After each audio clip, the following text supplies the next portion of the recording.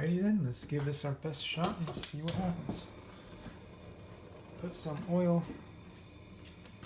in the middle. Heat up the pan a little bit. And let's see what our first crazy lump looks like.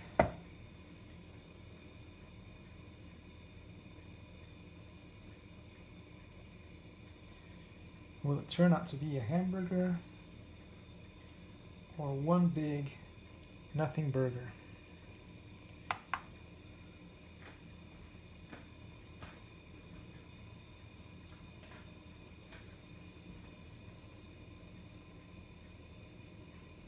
All right.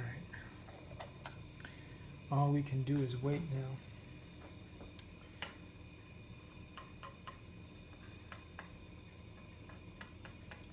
And to be fair, I probably should have heated the pan up a little bit earlier, but I just was so impatient to see what would happen and what it would look like